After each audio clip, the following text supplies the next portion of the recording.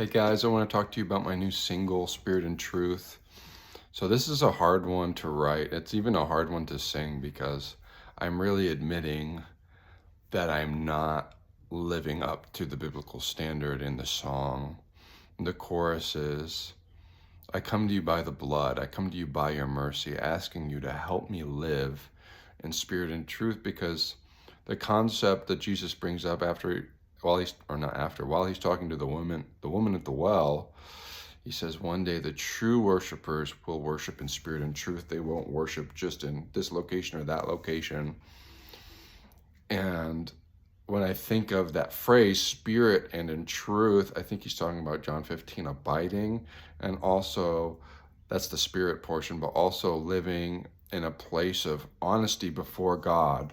You know, they had this Pharisaical system that was all about keeping up appearances and manipulating people and some pretty bad stuff.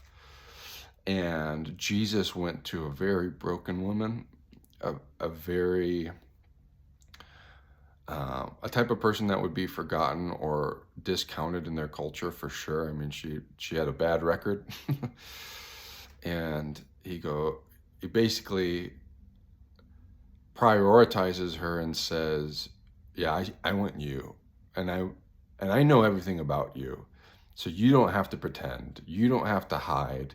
I think that's a big part of the context of that passage, and so when I'm asking the Lord to help me live in spirit and truth. You know, the true worshipers, what is worship? We all know worship isn't just Sunday morning. That's part of it. It's not just songs. That's part of it. But it's the way we conduct our lives, and it's the decisions that we make. And so this song is very, very meaningful to me. And the second verse, I say, blessed is the man who mourns over his sin. I don't want to live as if anything goes unseen. Blessed are the meek, for you give them everything.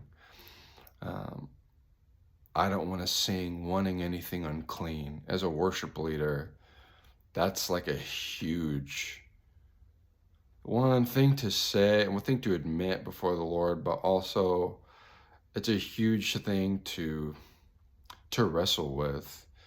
You know, you desiring the praise of man, desiring anything unclean while I'm singing, while I'm, leading others in worship. And so that's part of the context of the song. I hope it's a blessing to you guys. I hope it can help you to connect with the Lord in a different way, and thrust you into a context that causes you to grow in love.